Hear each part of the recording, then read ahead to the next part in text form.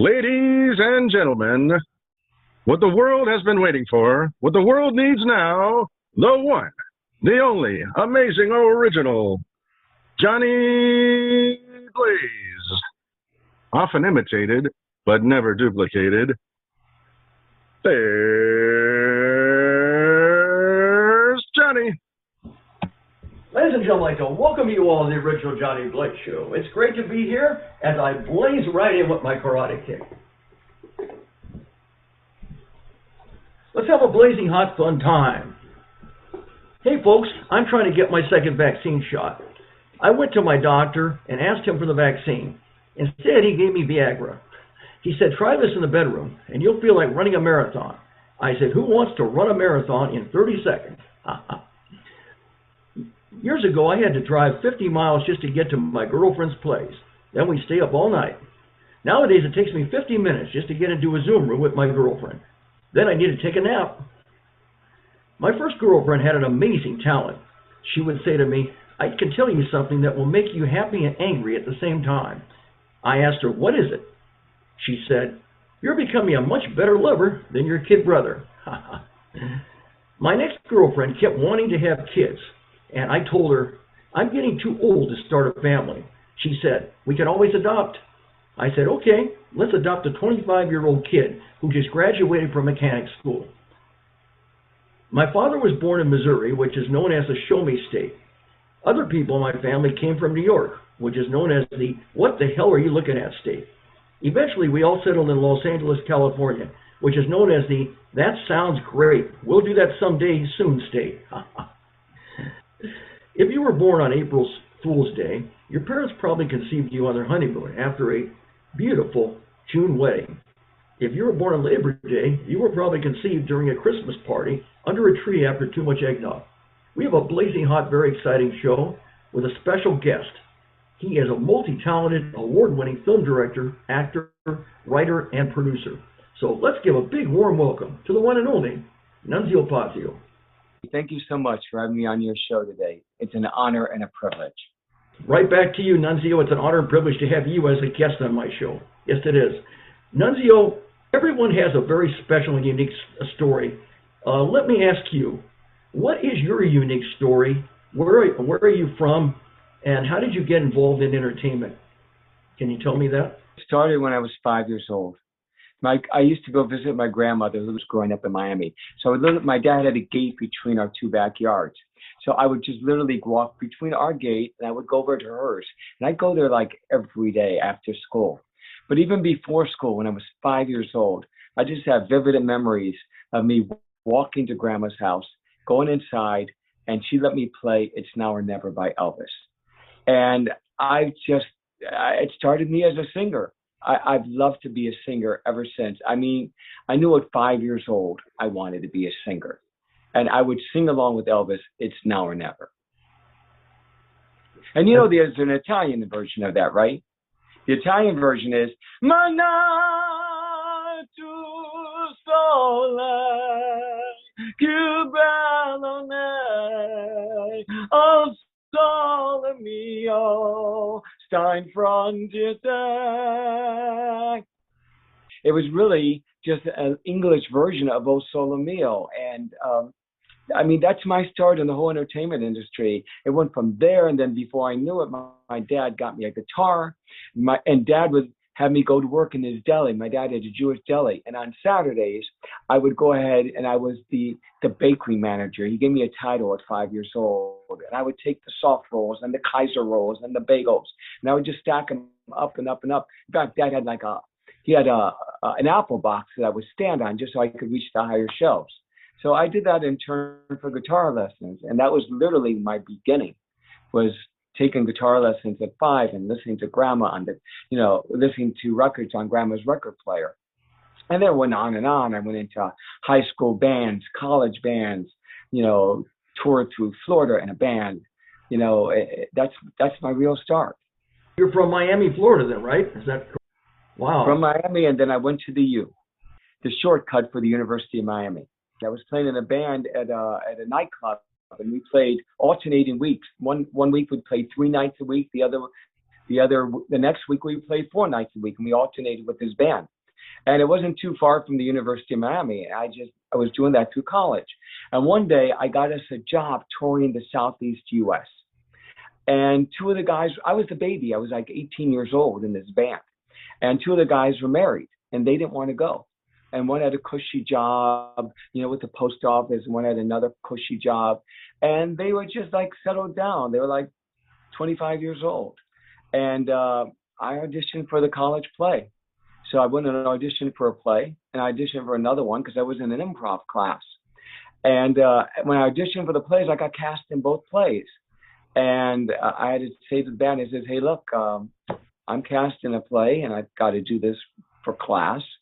And, once you start acting, you get hit by the theater bug. So I started doing acting plays. I was in musicals. I was in a summer stock company where I played guitar in Greece. And right after I graduated, I went on to play the lead in a play called Love. And I played Kaniki in Greece in theatrical productions. And then before I knew it, I took a test to get in the Directors Guild, and I got accepted as a trainee. And I moved right out to California. So that's my real start in the industry. And I just love it. Once you're in the industry, you're stuck here. I mean, I don't want to say stuck because it's something that I love, and I can't imagine myself doing anything else in the world. I also have a double degree in finance, but on the morning of my LSATs to go to college to become an attorney, I literally just like walked up to the door, put my hand on the door, and it was almost as if I got a shock because I put my hand on the door and I put my hand down, and I walked away. I never took the LSATs. And I know I could have gone on a scholarship because I had that kind of a grade point average. Instead, I went out to Hollywood and became a member of the Directors Guild. You chose entertainment Hollywood over being a lawyer, that's for sure. And I have a lot of friends that are attorneys, and they're not happy. They have a lot more money than I have, but I'm happy. I'm happy being an entertainer. I'm either off somewhere singing, or yesterday I was at Universal Studios. I can't tell you what show I was on, but I was acting. And I'm also a director, as you know, a card-carrying member of the Directors Guild. That's beautiful. That's really, what a beautiful story that is, Nunzio. That's very interesting. So you're a film director. Well, you do a little everything, I guess, acting and film directing, singing, writing, you name it, and production. On your film directing now, apparently you've directed quite a few films. Tell me about some of them. I know that you did, there's Kenmore, and then there's Angst, and there's, I think that you did some other ones. There was a Sleeping Beauty one, and I think there was another one, Looking Through the, Alice in Wonderland, Looking Through the Looking Glass. Right. Well, when I got here as a trainee, I met this director, and he literally became my mentor.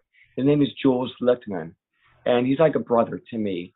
And he's a big brother and a mentor. And I know that when I was just a trainee, when I first came here, he had the opportunity to direct this piece for the Directors Guild about artist rights. It's called What's Wrong with This Picture? And it starred Jack Lemmon, and Steven Spielberg's in it, and Arthur Hiller, a lot of Hollywood great personalities and people. It's the who's of Hollywood. And they talked about artist rights. And I'm just a trainee on the show, and he made me the first AD and really made me his right hand. And I got to see what he did as a director constantly. And he has a great career of having been a director himself. So I literally went from there, and then he got Alice Through the Looking Glass, which starred Nancy Kerrigan. He said, "Hey, Nunzio, come produce this for me." So I produced it for him. And then, I always call Kenmore Avenue my first love. It's my firstborn child, my first baby boy. And honestly, I thought it was going to be my ticket to being an A-list director. But it's my love of a film about an evening's occurrence through the opposite point of views of its two main characters. And, I've done many other films. Angst, I won the Milan Awards for Best International Short Film. And they invited me to come to Milan for the awards. I almost didn't go, but I had a couple of people that basically said, Nunzio, you've got to go because it is the awards. You're nominated. And I went out there, and I speak a little Italian, but I sing in Italian. But they called Nunzio Fazio. I wasn't sure if they were saying I was the winner or not, but they already announced all the other nominees. And then they said Nunzio Fazio. I just bolted right up there, and it was almost like life is beautiful. I'm thinking, I won. I'm heading towards the front of the stage, and they actually handed me the award. So yes, I really won. And I call that my firstborn daughter. So my films are my children, and it's something I just love to do. And right now I've got a series called Hunker down in LA. I personally started it on a day when a good friend put on Facebook, does anybody know of a good home gym? So I literally walked up and down my stairs 4 times, turned the camera on, and I said, my new home gym. Tomorrow, push-ups. And the next day I'm leading the world like a drill sergeant doing push-ups. So it's just evolved. I've done 40 episodes now. And it's basically a sometimes comedic look on how JD, that's my alter ego, survives a nationwide shutdown due to the coronavirus pandemic quarantine.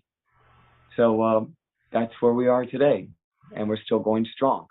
And there's projects I've got that are in development right now. I've got a project called Beechwood Canyon, which is a project loosely based on my life. It's about a guy that muddles through LA, working as a filmmaker, and all the women that come in and out of his life. And then one day his mother hears him sing and says, why are you trying to be a director when you have that voice?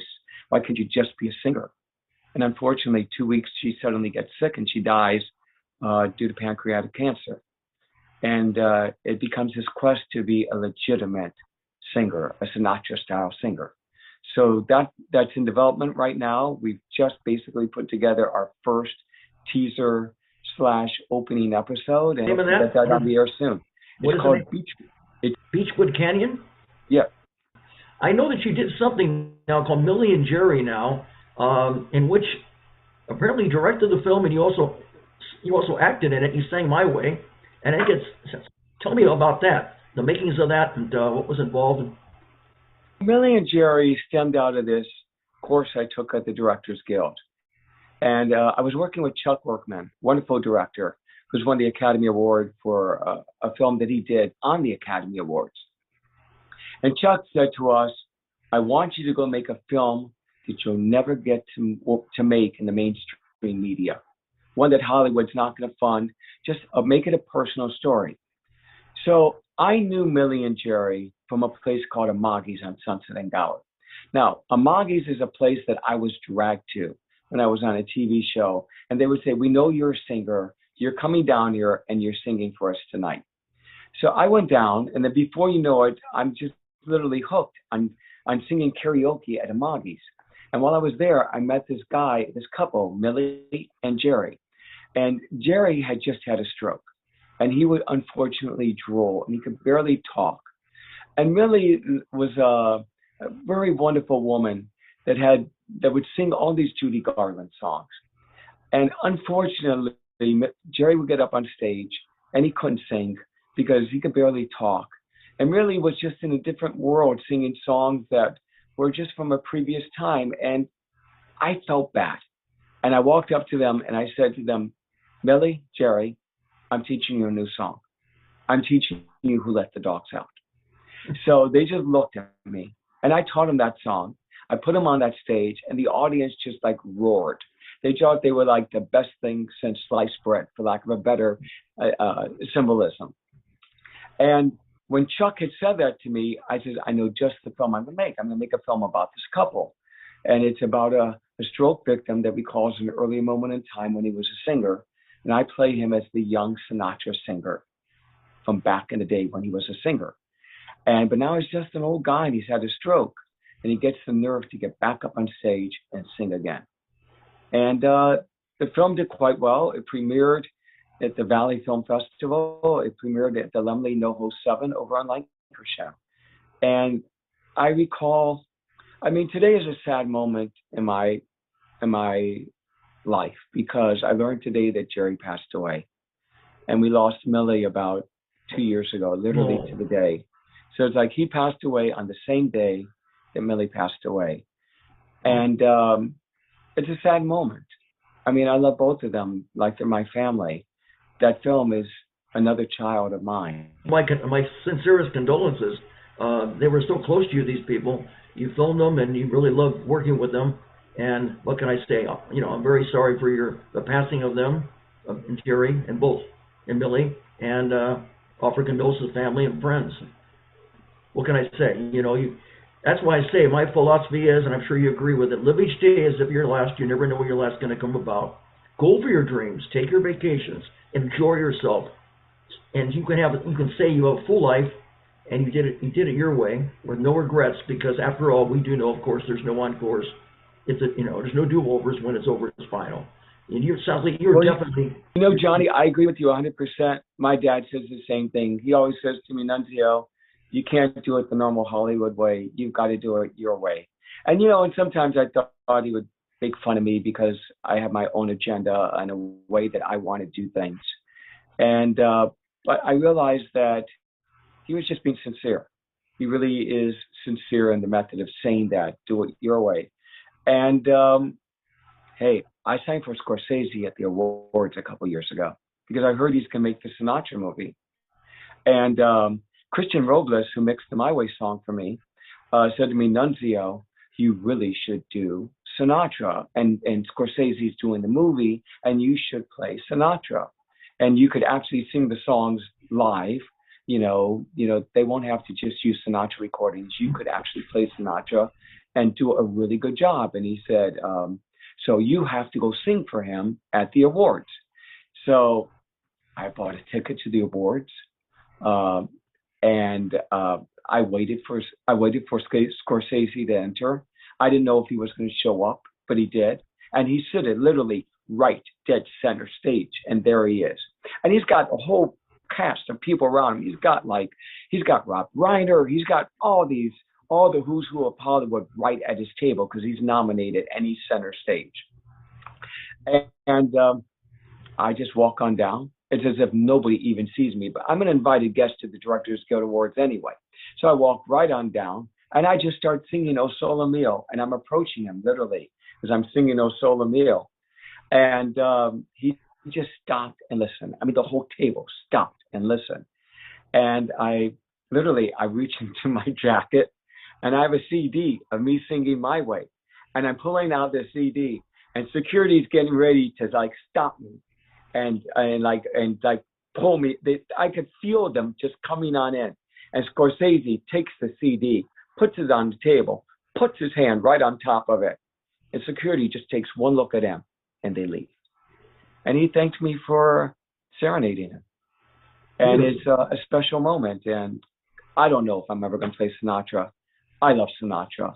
Not because I grew up in that era, but because one day I just started singing it. And I just feel an affinity to the music and to everything Sinatra did. So if I ever get the opportunity to play Frank, I will be honored. That's such a beautiful, inspiring story, Nunzio. Really, thank you for sharing that with me, and of course, with our audience here. Who has motivated and inspired you the most? Is there anybody in particular that you feel it really motivated and inspired you in your career and in entertainment and life? I will talk about first as a singer, because if I had to choose only one thing, people always say, can you choose and only do one thing? Well, I can't. So I end up just doing everything. So I guess it makes me a chameleon. And Ivy Bethune said this to me one day. She said, Nunzio, your problem is that you can't do just one thing. You're multifaceted. So you can do many things. And that's a hindrance because nobody wants to place you in any one thing because you're so multi-talented. And I can't choose. I studied with Gina Moretta for many years, and Gina was a wonderful classical singer. And as a young child, she had sang with Mario Lanza. And she went on to train the people such that she coached. I'm not going to say she trained, but she coached. She coached Steve Perry from Journey. She coached Gloria Estefan. She coached John Cicada. She coached Shakira. And I only know this because somebody wrote an article about me. And she was never the type of person that says, I'm coaching this person or I coach that person or the other. It's just, I found it because people wrote about her. And one day I stumbled onto Gina and she's coaching me. And she wanted me literally to go to Broadway and be a Broadway singer. But unfortunately, 10 years ago, she passed away and I'm here in Hollywood. But the people that have influenced my life are people like Gina Moretta, who had the most phenomenal female voice I'd ever heard in my life. And other people are Caruso and UC Beerlane and Sinatra and Steve Perry. I mean, these are people that I've listened to, and I love them. They're phenomenal singers. So you never saw Frank Sinatra in person, or did you? Dad did, because my dad, when he was 8, his big sister, grabbed him and dragged him to a Sinatra concert. So my dad had the opportunity of seeing Frank, but I never did. This opera singer, now Gina, that you told me of, Moretta, where was it you met her, and how did you exactly meet her? I met Gina because I was singing in a rock band. And I was also taking a voice class at the University of Miami. And nothing against the University of Miami, but my voice teacher at the U was not, let's just say, he wasn't a Gina Moretta. So I knew this other singer that was a rock singer. I said, who do you study with? He said, I study with Gina Moretta. So I called Gina, and I mean, it took me weeks to get in to see Gina. And then she took me. She adopted me as a son. She's my creative mother. I just wanted to be a singer in a rock band. And she would start teaching me opera. She would teach me stuff like Mamma son tanto felice. She taught me like Una furtiva lagrima, E luce van stelle, all these classical arias. And I love her. I miss her terribly. She taught you everything. Did you get any gigs from her teachings? The actual gigs? Well, she didn't find her students gigs, but she coached us. Singing is something that I have to do. I will always do. You know, right now we really can't sing, but I've snuck away out of town to a karaoke bar in Lancaster where they let you sing. And last night I was at the Sunset Lounge down in Fullerton in Orange County because we can go sing. And my dad said something to me once. He said, Nunzio, singers sing anywhere. He said, you can stick your head out of the top of your car and start singing, or go sing on a street corner. And I realized, singers sing anywhere. So I'll sing karaoke because I have to entertain. It's something I do. It's a give and take, And if you ever looked at Freddie Mercury, also one of my influences, Freddie would always give something to the audience, and then he would take back in what they were giving to him. And then he would give something more. And then he would take something back. And he taught me that. So I was thinking jump in the line last night. And the audience just formed a conga line. And as they were doing it, I would pick somebody else and I would sing to this person. I'd sing to this young woman or that young woman. And they'd give me something back. And it's almost like, it's like an echoplex, but nobody knows what that is. But it's from back in the day when you would play guitar and you play a lead on an echoplex. And the next time around, the tape would go around and you would play again. And you would play again. Before you know it, you just have this huge volcano of sound. And it's the same thing when you're performing. If you can just take in the energy of the audience and just give back. And then take in some more and give back. Before you know it, your song is crescendoing and your performance is crescendoing.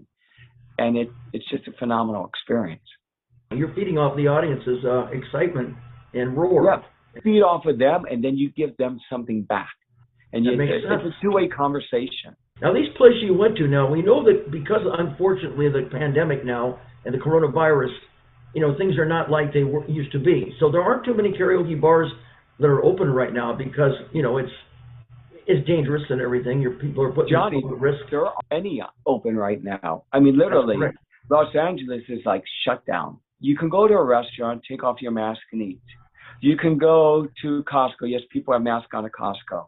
You can go to the grocery store. You can go to all the big box places. But I just don't understand why it's wrong to go to a bar. You can go to a bar and you can have a drink, but why can't you go to a bar and sing a song? Well, karaoke was fun. I mean, I met you. I met you at Dimples, and I went to various karaoke places.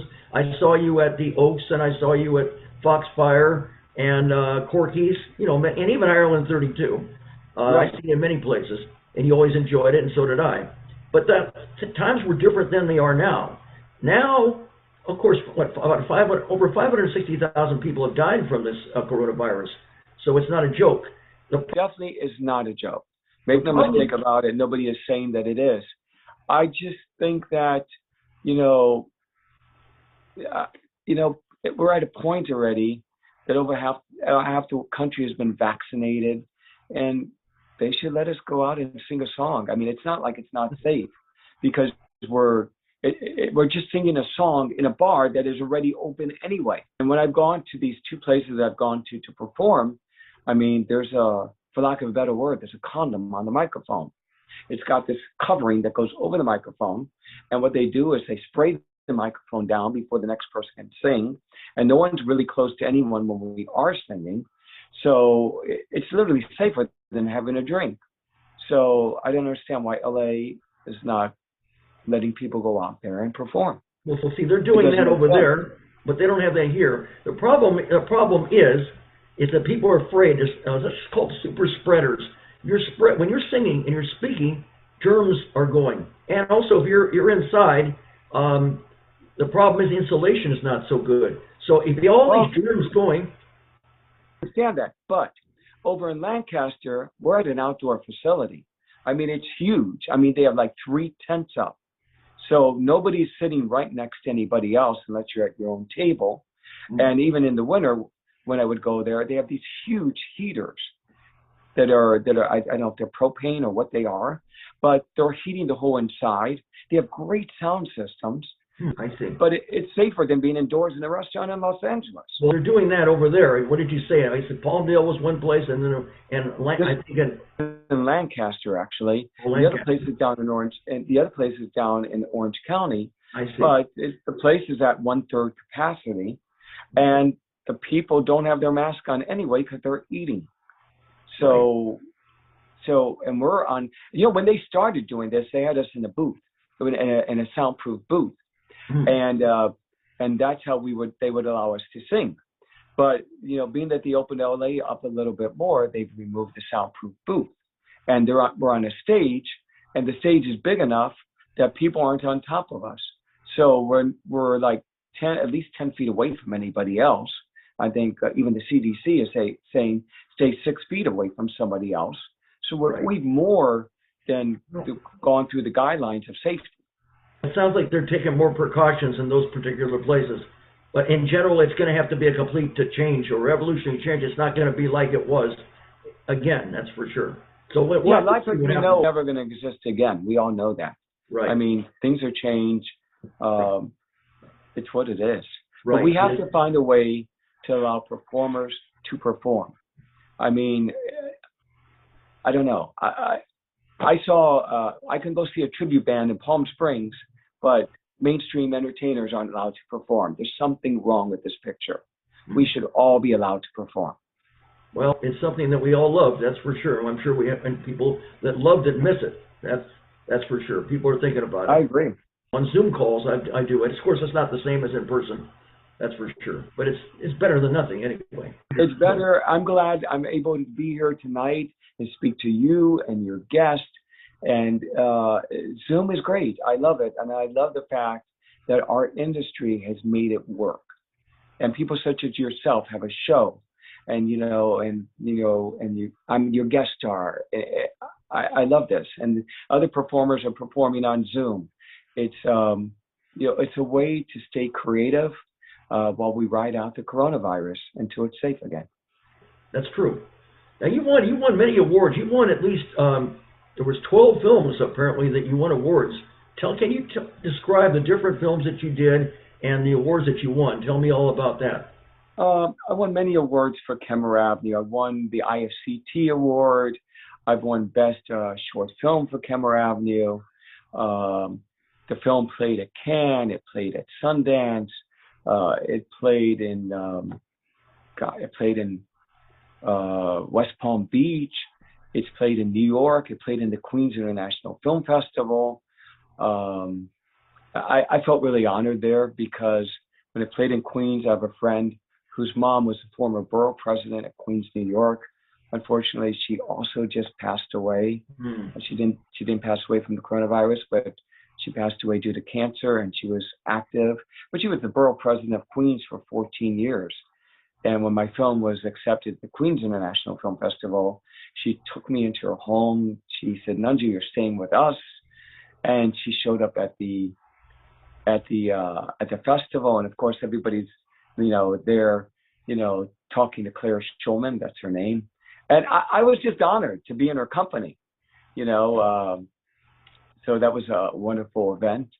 And then, like I said earlier, when Angst was accepted, Angst played all over the world. It played at the Los Angeles International Short Film Festival, and then it was nominated in Milan, and they brought me out to Milan. They put me up. I was an I got to be an Italian living in Italy amongst all the other Italians rather than be a tourist. And I lived in Milan for a week, and that was just a wonderful experience. And like I said, I won that award. And my documentary from the Midst of Pain won Best International Documentary in the Swansea Bay Film Festival. And it played last year in the City of Angels Women's International Film Festival, and I won the Best Director award for that. So I don't like talking about a lot of awards. You asked me; these are a few of the awards that I've won, and I love making films. You're modest about it. Yeah, that's an excellent quality you have. But the fact is that you're a doer. You're not just a talker. Some people talk, and there's an old saying, if it costs people money to talk, right, they keep their mouth shut because they have millions of dollars. You don't just talk.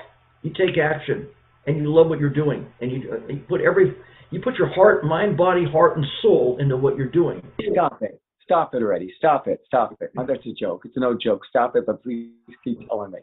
Okay. I couldn't resist that. I copied that from someone. Okay. No, I mean it.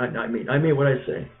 That's for sure, Nunzio. And also, I want to ask, what kind of acting roles that you've done too? I think you had some acting roles of different various television and movies that you're involved in. Tell me about those. This summer, coming to a theater near you because they will be open, I'm in the new Space Jam movie. I'm in Space Jam 2. I really can't talk a lot about the movie. I can't say you're not going to recognize me because I'm in full prosthetic makeup. And I can't even say the character that I played just yet, but just say I'm an unrecognizable person. And I worked on this film for over 26 days. And I don't know, the movie's come out, it's a hard cut. What can I say? Can I say anything much more about it other than I'm in full prosthetic makeup? I'm having the time of my life. And I just say it was a little piece of heaven every day. And for lack of a better word, I'm a specialty character. I'm trying to say things I can say without Warner Brothers getting mad at me. And if you saw the first Space Jam, you'll probably figure out that, I can tell you LeBron James is in it.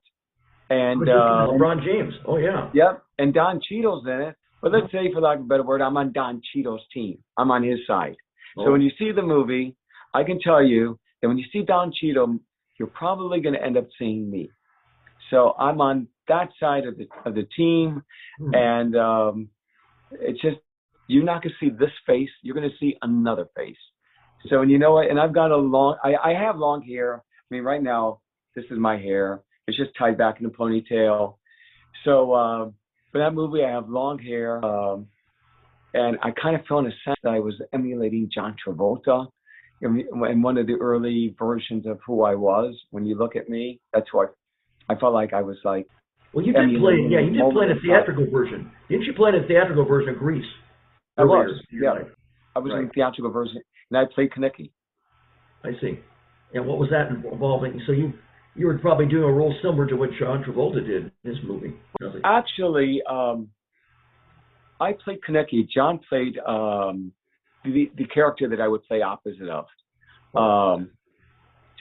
But Kaniki was played by, I don't know that I remember who played the show live in the movie. Jeff Conway. I think it was Jeff Conway. Hmm. So, but Travolta played Danny Zuko. I'm basically the Jeff Conway character in the theatrical production. So it's hard to say which is your favorite. It sounds you wear many hats and you're very versatile. Yeah, I may play many hats. I mean, I love playing. You know, the role of the fighter in Heaven Can Wait, and I literally sparred with a fighter before I went on and did that. It was a theatrical production, and I played Joe, the fighter, and I learned to spar. And I think two of my favorite roles are playing Joe the fighter in Heaven Can Wait and playing Kaniki in Grease. And you know, hey, I love being hunkered down in LA, and I know I'm going to love playing my character. My character in Beechwood Canyon is Colton, so that's the character I play in Beechwood Canyon. So you also do writing now too. You do script writing, or what type of writing? What type of writing? Yeah, I'm a screenwriter. I've written several screenplays. There are many states of development. Some have gone in and out of development.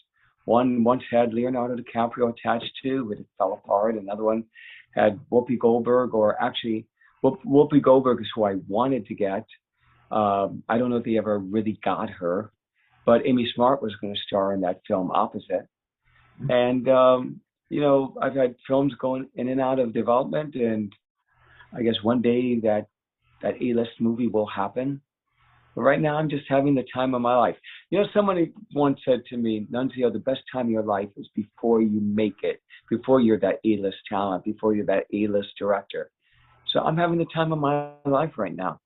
So I'm sure this is a very lucrative business, but it sounds like to me it's but it's not just financial. It's a passion of you. It's in you. It's within you. It's in your soul. It's something you just truly love every way, shape, and form. I can't imagine myself doing anything else.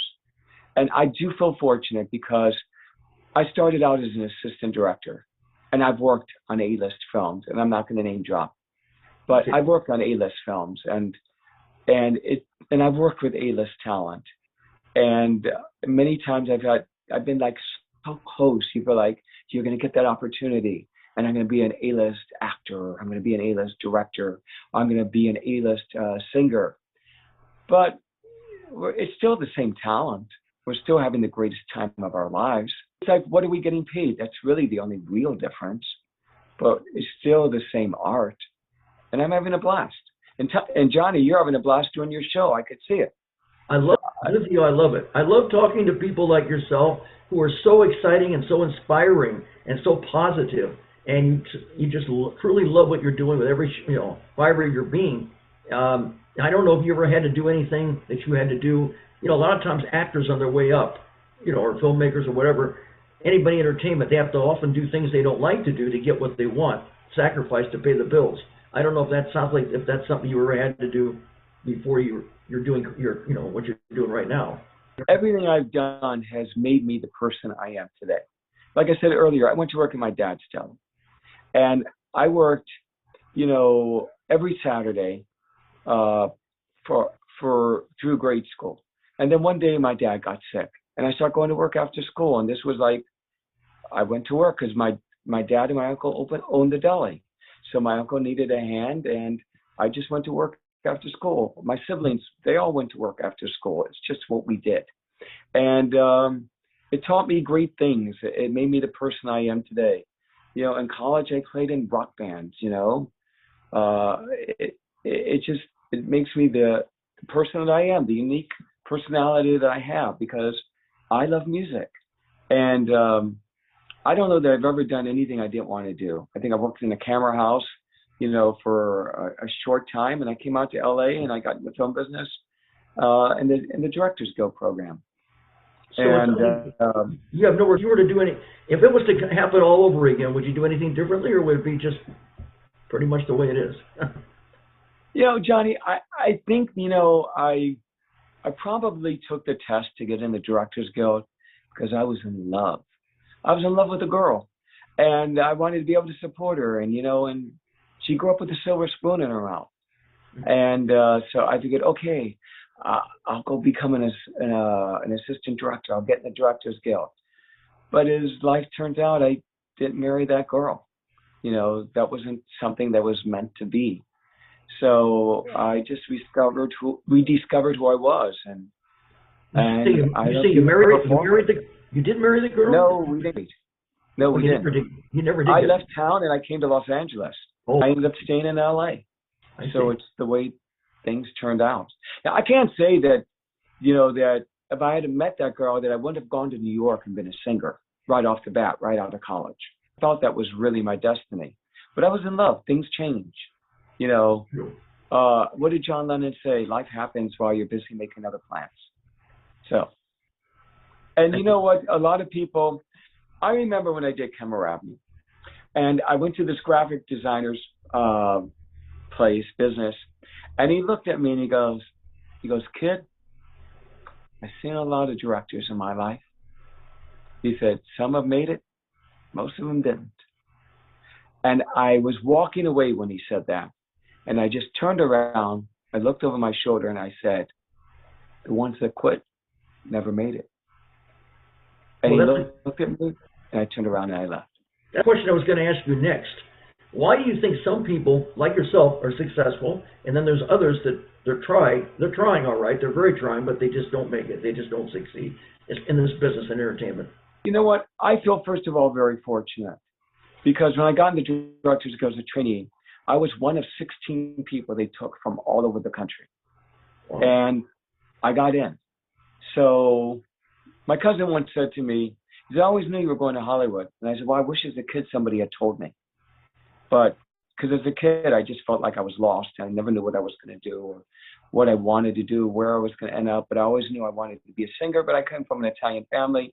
Being a singer in an Italian family is not something you're supposed to do. And I kind of felt, you know, as I was leaving Florida, Miami, coming out to LA, that my dad would be able to deal with my son, you know, the director versus my son, the singer. Because my dad is extremely talented. And when he was 14 years old, he was offered a job in Sandusky, Ohio, playing 3 nights a week for an incredible amount of money. And but my grandmother wouldn't let him take the job, because she always said the entertainment industry is not a good family life.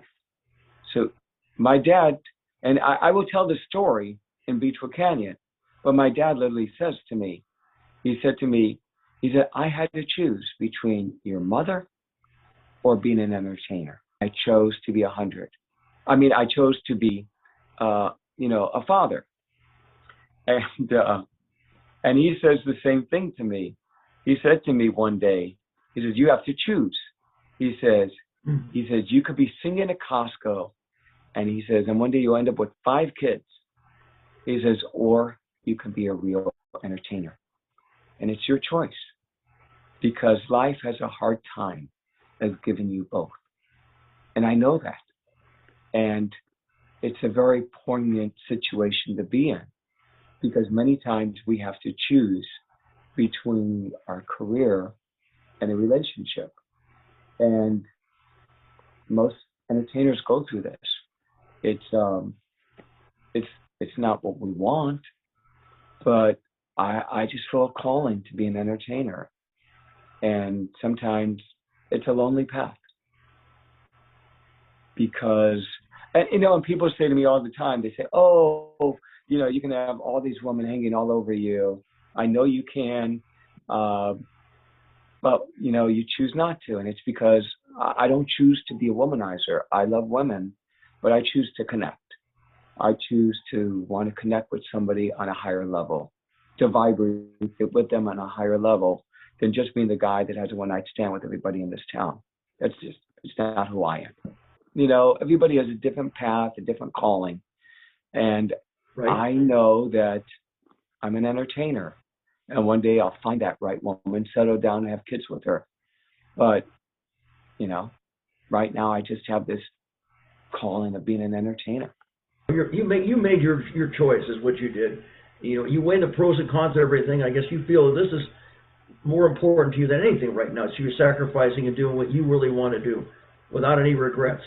My mom says that, Johnny. My mom says, have no regrets. Do what you want to do. Don't think about it years to come and say, why didn't I do this? Why didn't I do that? Just do what you want. So you think the people that didn't make it is because they really didn't want to subconsciously? They were maybe afraid of success or fear of success or fear of failure, maybe either one of them. I think the opportunity comes to those that look for it.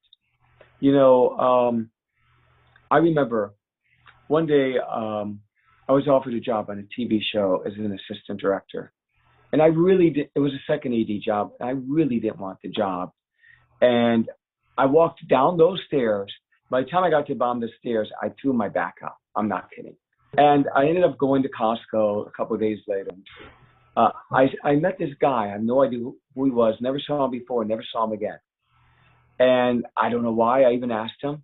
But I told him the situation. And he told me the story. He says, when I was 21 years old, he had a job in a bank, made an incredible amount of money that, I don't know, he was making like $100,000 at 21 in a bank. Wow. And he said, I was really unhappy. And he said, so I quit and I started getting jobs as an actor. I get little jobs. He said, one day I won the Emmy. He said, so if you take a job for money, you're never happy. But if you take a job that makes you happy, money will come. So I took his advice and I didn't take that second AD job. And I eventually started getting jobs as a director, and I get offered jobs as a singer before Corona. I sang for incredible amounts of money as a singer. And it's like he said, another friend of mine says, money comes, money goes. So just go ahead and be happy and just follow that path in your life.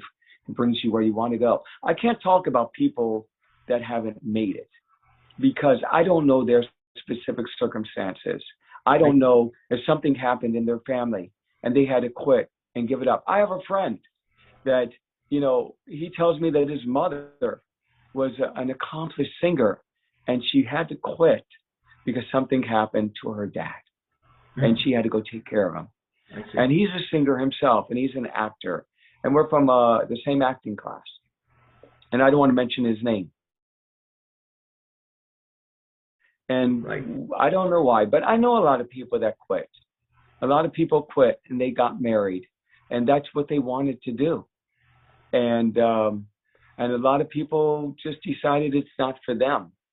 So, but I do believe that if you just stick it out, eventually it will happen. Because, that I have the saying that I seek also seeks me.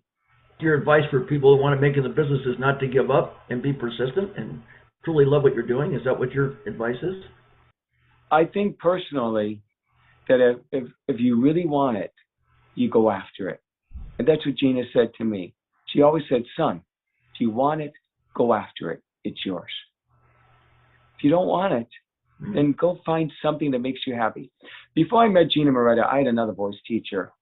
And he was a Hungarian opera singer. I studied with him when I was in college, and he was 80 years old.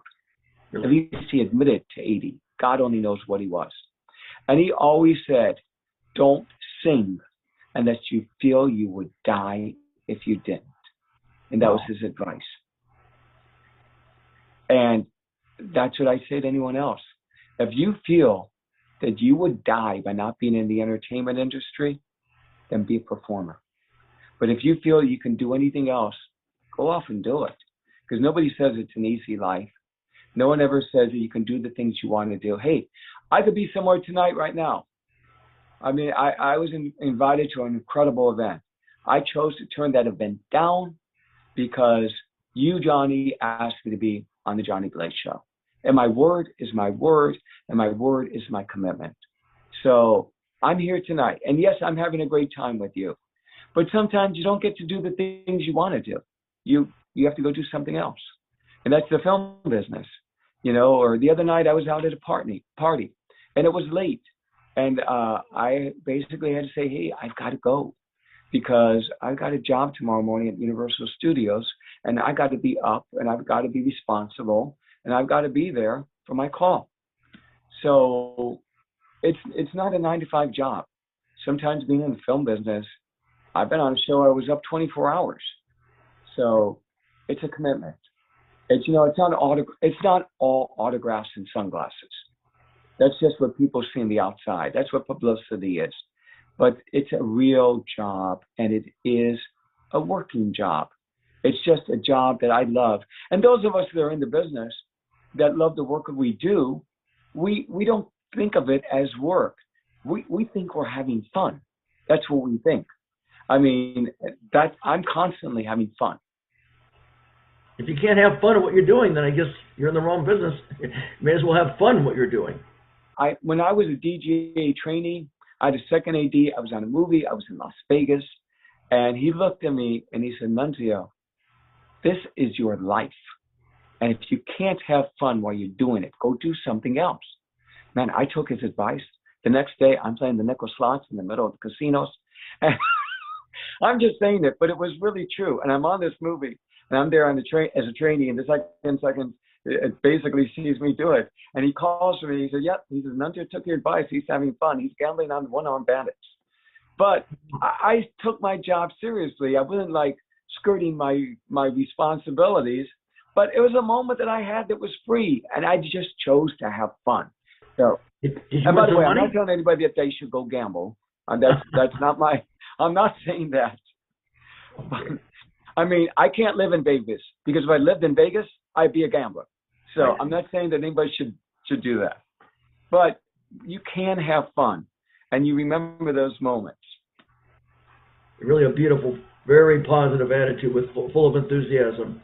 It's really something. Really, it's very inspirational and spectacular. I really love it. Johnny, I thank you because I think you're inspiring. You know, when I met you, and you know all the things that you've done, and that you're persistent, and the shows that you've been on before you started your own show, and you decided to start your own show, and I think that's great that you're doing this.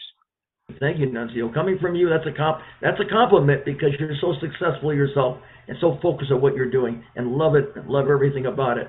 That's a real compliment, and I do appreciate that. I'm having a grand old time talking to you tonight, and as I'm enjoying all of my shows, you're definitely a special little guest.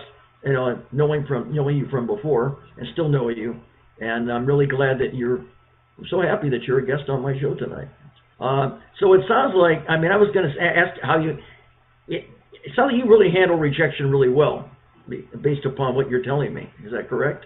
You know what, Johnny? I don't think anybody handles rejection. You just deal with it. I mean, it's us. You know, my agent once said to me, when I said to him, hey, I completely aced this audition. I know they're going to call me. And then they didn't call me. And then I said it again. And one day he said to me, you know what? He said, Nunzio, do the audition and then pretend you never did it. And walk away. And if they call you, be thrilled they called you. Because it's really not about how well you did. It's about your look and what they're looking for. And I can sum this up in the best way for other actors out there. When I first came to this town, I had another friend that I met who was also a DJ trainee, but he was also an actor, just like myself. And he said to me that he remembers that he couldn't get a commercial to save his life. And one day, his friend was a storyboard artist. So he said to me, he says, hey, John, you draw your face on the storyboard. He said, let's see what happens. So guess what happens? His agent submits him. He gets the job. And then he was like flabbergasted. So his friend goes, maybe that's a fluke. He said, so let's just try it again, okay? So I'm putting your face on the storyboard. Puts his face on the storyboard. John gets that commercial too. So his friend, being his friend, just kept putting his face on the storyboard. I mean, for a year, he got 12 commercials. And then one day his friend says, you know what? He said, you're well known now. All the casting directors love you. So today I'm not going to put your face on the commercial. Let's see what happens. Well, guess what? John didn't get that job. So, you know, and then this friend went back to put his face on the commercial. And then one day his friend was no longer the storyboard with that agency. And that's what happens. So it's really about a look. And a lot of times, nobody really knows what they want, but they refer to the image on the storyboard, and they figure, oh, that's what the agency wants, so that's what they're looking for. So it's just the way it is. Well, I just want to finish. Once you know that story, it helps you understand the concept of rejection. It's not rejection. It's just what they're looking for. well, I'll tell you a personal story, and maybe it happened for the best.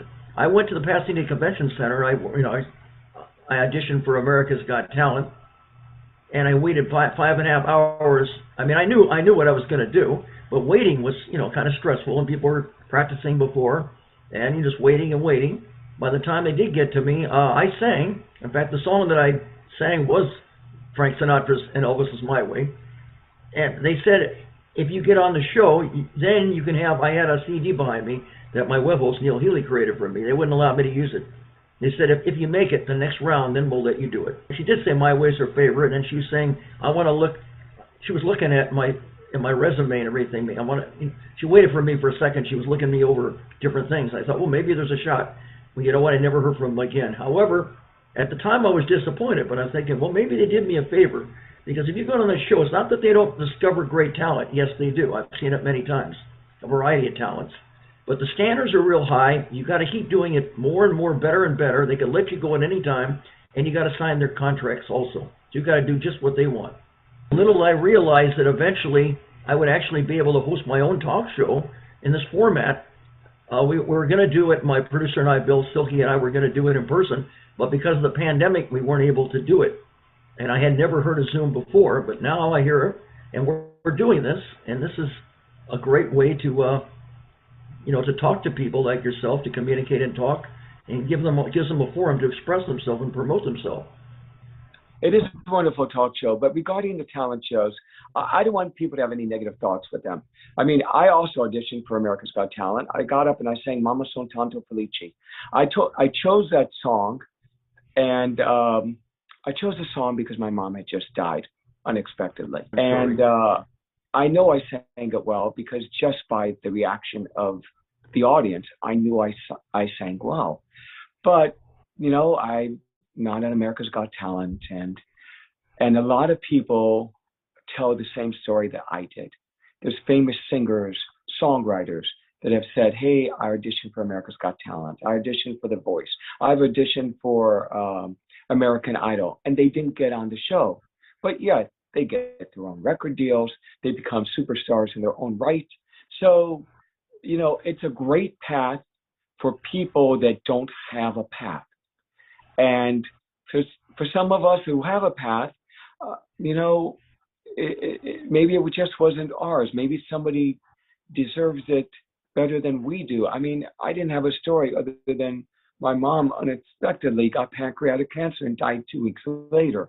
That's my story. But, I'm not somebody that was getting up and saying that, I was in a fire or I have autism. And there was a guy that had autism that was an incredible performer on America's Got Talent. And I'm so glad that he got on instead of me getting on. So because I cried when I watched him. So talent shows aren't everybody's path. They're a path, but they're just not everyone's path. And they're not your path, and they're not my path, and they're not other singers' paths, So we all have a path that we gravitate towards.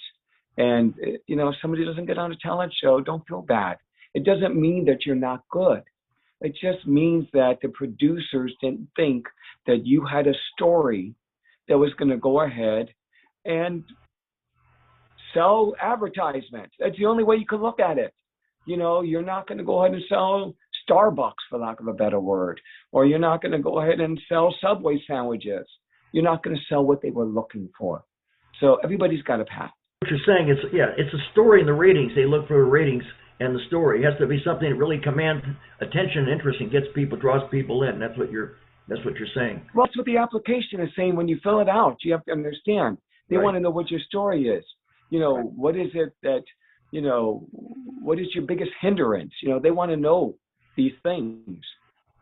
They've got to put a spin on you so they can sell their show. just because you don't make it doesn't mean you don't have the talent. You just don't have what they're looking for. And It's not that you don't make it. It's just you weren't selected. It's right. not about making it. It's about they didn't select you for their show. That's all. That's They just correct. didn't cast you. I didn't understand this myself, but just to save it for a few other people who might be other actors and singers. One day when I was out singing, okay, and I'm not even going to mention the place I was singing, I heard other people saying, "Hey, I just saw the LA casting for America's Got Talent." And I said, "Excuse me?" He said, "Oh yeah, they're casting for these people, and and I've got an audition tomorrow." So these shows, they're wonderful shows, but they also do cast people to be on the shows. So if you ever wonder why some people appear to be actually horrible, well, those people got cast to be horrible. Think about it. It's a show. Right. It's a variety show. We laugh when we see these people. That's what it is. They're selling tickets to America's, to your living room. They want you to watch and have a good time. And I've had a blast watching people who appeared to be horrible. And then you ever look at the judges and you look at their faces and wondering why they're reacting the way they do to some of these people that are quote unquote horrible, or maybe they run up and they grab one of the judges. These people are cast. They're casting for ratings to get to be noticed. Exactly. And my dad loved America's Got Talent. I mean, he watched it faithfully. My mom watched it faithfully. They loved the show. They kept saying, "Why don't you audition? Why don't you audition?" I mean, audition, like I said, because my mom died. That's why I auditioned. I see. Well, I believe you still can make, even if you don't get on these reality talent shows, you still can. There's other paths to take. Now, this is something like I wasn't even aware of, and I'm doing it, and I'm loving it. Some people didn't expect me to do one show. This episode with you, which, like I say, it's an honor and privilege to have you on as a guest, is the 13th episode now, Nunzio. Lucky 13. Yes, lucky that I know you, and lucky that you're a guest on my show. That really is, and that's what I mean from the bottom of my heart. I want to say, what's your typical day? As far as when you're on the set as an actor or a director, what is a typical day? What exactly, do you have the things that happen? What makes for a successful production, whether it be director or even as an actor? In today's world, it's a whole different story. So yesterday I was on a TV show at Universal Studios. So that meant that I had to get there probably an hour and a half before crew call. And they do like a rapid test. Because previous to this, I was COVID tested on Wednesday. So you get COVID tested on Wednesday. They make sure that you actually don't have COVID. So then you actually get the green light to show up the next day. You get the call the next day. And then I worked yesterday.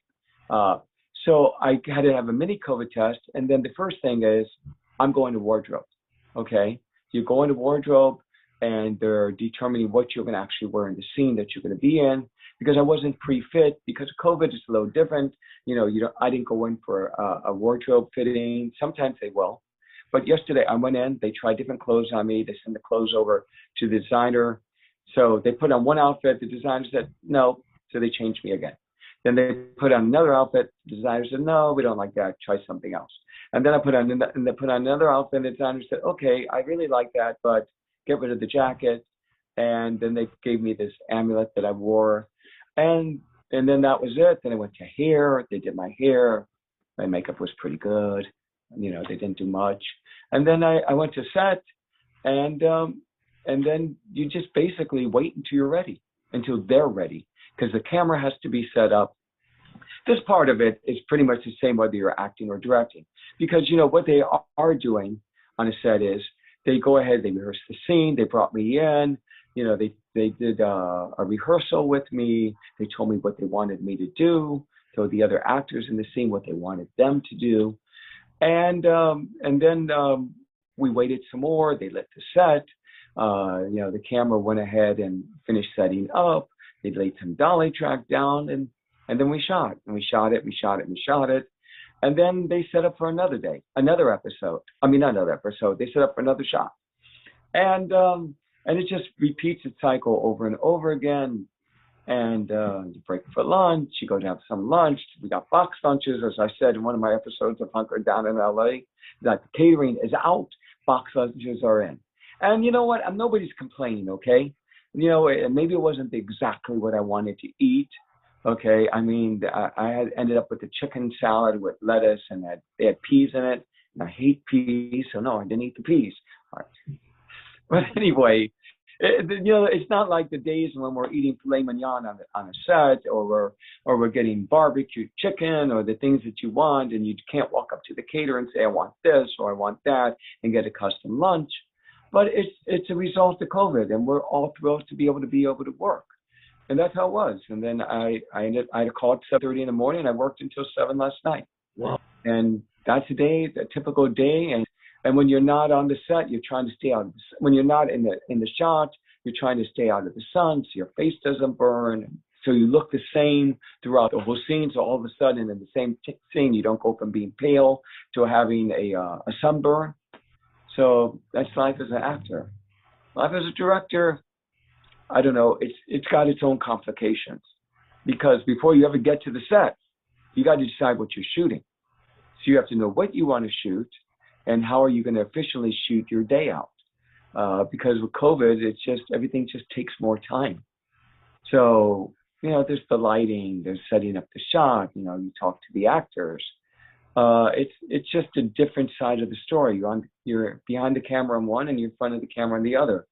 And when I'm in front of the camera, I forget about being a director. I don't even think about the things I would think about as a director.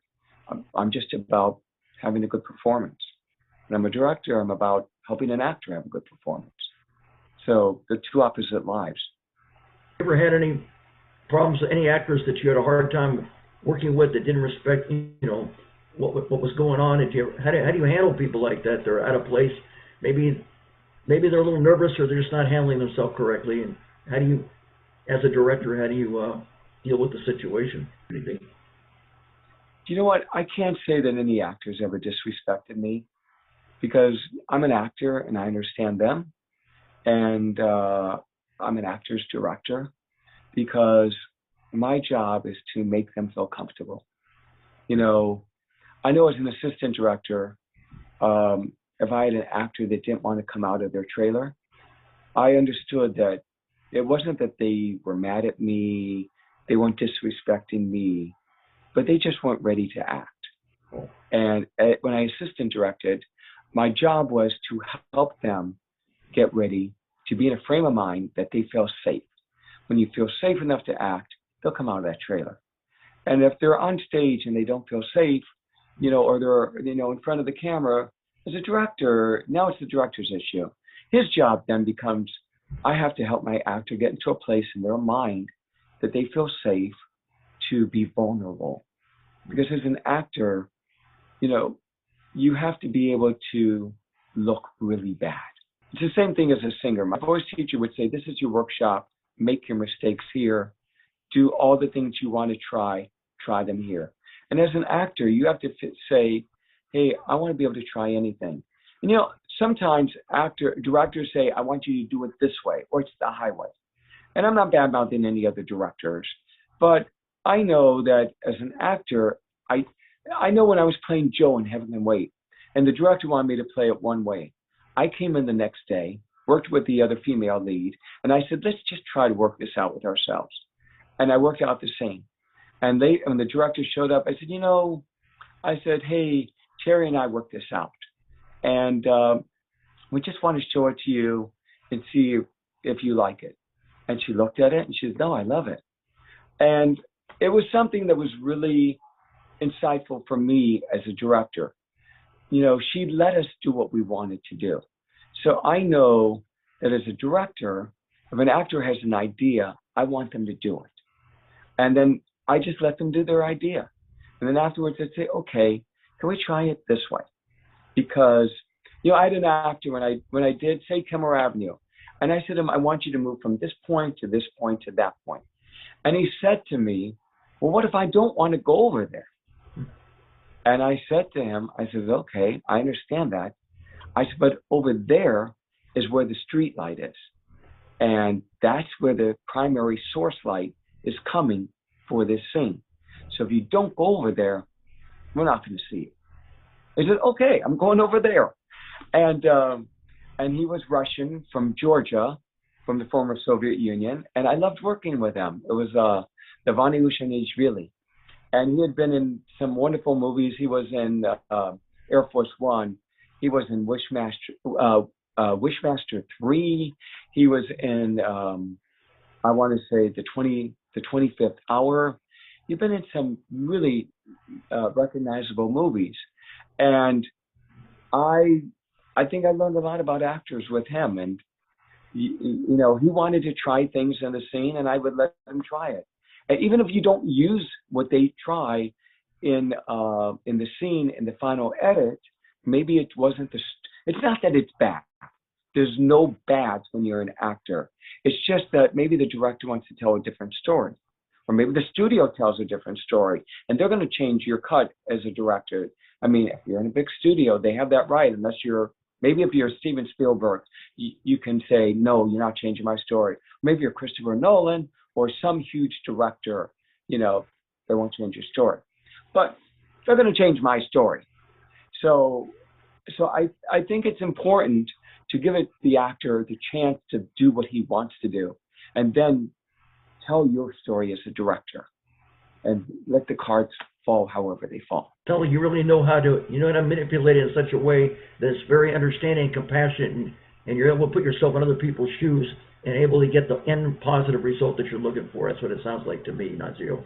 I think you're right, Johnny, and I hate manipulation. I've seen directors, when I've assistant directed, that manipulated actors' performances, or made an actress that I was working with cry when I was assistant directing, but he got the performance she wanted, or he wanted.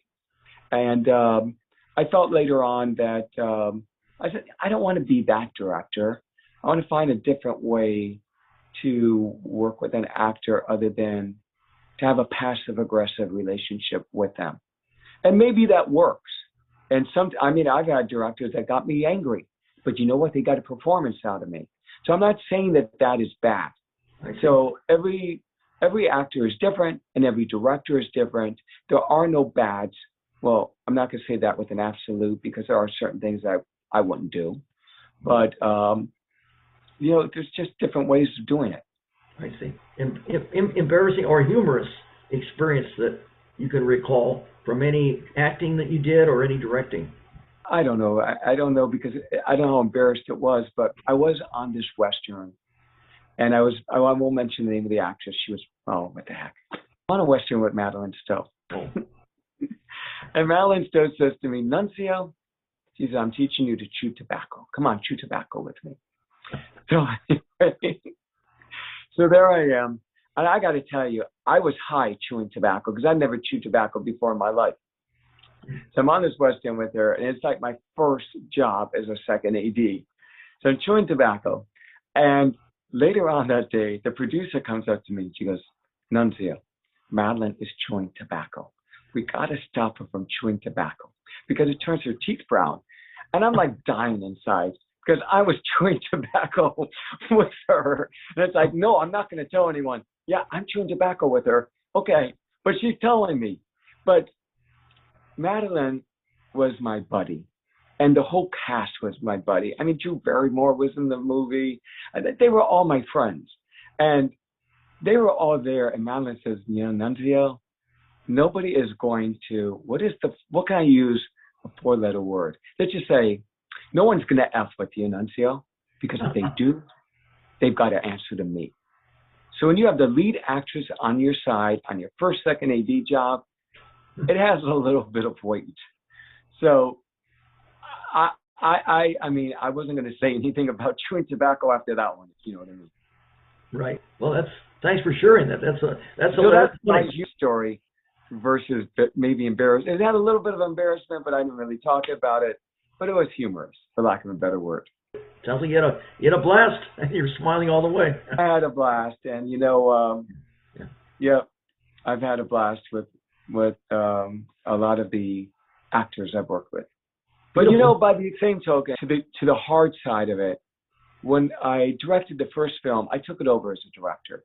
I was originally hired as the second unit director and B camera operator. And I remember I was having a blast with the actors. I would go out and party. I was on location. I didn't have a worry in the world. I just had to show up and operate the camera because my second unit directing was over. And then one day, the producer, who was first time director, basically said, you know what? He told everybody, Nunzio's the real director on the show, and he's taken over. And from that night forward, every time the cast asked me to go out and party, I said no. I stayed home in my hotel room, and I basically storyboarded and shot listed the work for the next day because I didn't do it originally. I had to do it on the fly the night before and just figure out the whole movie. So, like I said, it's not all autographs and sunglasses. It's a working job. Yeah, so you got to sacrifice. You have your awards and you have your tough times. I guess you work through the good days and the bad days, and you work through it. If that's something that you really want to do, and that's what you're doing. Any particular travels that you, as far as you're traveling? I mean, where are some of the various locations that you've been to when you've done these? Whether it be directing or acting. Well, I've been to Hawaii, I've been to Oahu, I've been to Kauai, I've been to San Francisco multiple times. I've shot on the American River, I've shot in Texas, I've shot in Del Rio, Bracketville. I've been to Tortola. In fact, when I was in Tortola, which is one of the Virgin Islands, I remember showing up there. They had I can't even believe the place they gave me to stay. They gave me a villa to live in, literally. Wow. And I was there for a 3-day job. When I arrived, I didn't have any luggage. I called the airport every day. I'd call customs every day. I never got my luggage until a very nice man at the villa said to me one day, let me help you call the airport. And he helped me call customs in the airport. And my baggage arrived literally the night before I left to come back to the United States. So it was like the whole time I'm there, I basically had one pair of pants, I had a t-shirt, I had a shirt, a change of underwear, and my shoes, and that was it. Wow. So that was my clothes. It was when I was in Tortola, you know what I mean? I learned to surf when I was in Waikiki. Wow. Boy, you've had a very exciting and wonderful life. That you have, Nunzio Fazio. You really have. Let me ask you, your favorite as far as actors or directors or celebrities in the business? Anything? What's any favorites that you have? Just say I love them all. I've worked with them all. I just love everybody. I mean, I've worked with Dustin Hoffman. I love Dustin. I've worked with Andy Garcia. I've worked with Gina Davis. I've worked with Madeline Stowe, Drew Barrymore, Mary Stuart Masterson, Annie McDowell. I mean, I worked with Dennis Hopper when I was a trainee. Dennis was just wonderful. I worked with Wesley Snipes, Dana Delaney. I mean, I worked with Rosie O'Dowd, Dan Aykroyd, just wonderful actors. They're all wonderful. And I mean, they're all great actors. It doesn't matter if they're doing television or if they're working on movies. They're all great actors. Did you ever meet Johnny Carson or Jimmy Kimmel or any of the top talk show hosts, or Jay Leno? Or? Well, I met Jay Leno about 2 years. Actually, I actually was in the audience on Jay Leno's show, as many people in this town have been. But I met Jay Leno probably 3 years ago because I have a car, 442, that I won't mention it other than I gave it to somebody to restore, and I got it back in 442 pieces. So for lack of a better word, it's like, oh my God, this is a project. And my dad would say, well, just why don't you just come to Florida and put the car together? And it's like, I promised myself, I painted that car when I was in college. And I said, no, I'm never doing that again. And I gave it to somebody to restore it. Unfortunately, like I said, he gave me back half a car. So, and I didn't want to call the police. I didn't want to put the guy in jail. I didn't want to do any of that stuff. I just everybody has whatever they're going through in life. Nobody knows why they're going through whatever they're going through. But I said, okay, I'll just try to be the bigger person in this moment in time. My dad was wonderful. He rescued the car by allowing me to take the car and he closed in. He had a barn. He put a cement floor down, closed it in to bring the car home. I did. He goes, when you come home, you'll just be your project. So, you know, one day I run into Jay Leno, and and my dad first rescued the car. And I'm at Whole Foods right across the street, and Whole Foods is about 2 blocks more I'm living. And so Jay Leno is walking. He's literally right there, and I said, "Hey, it's Nunzio." I said, I've been in the audience watching your show. I love your show. And I said, by the way, I said, I know you love cars. Would you love a 442 convertible with a W30 option?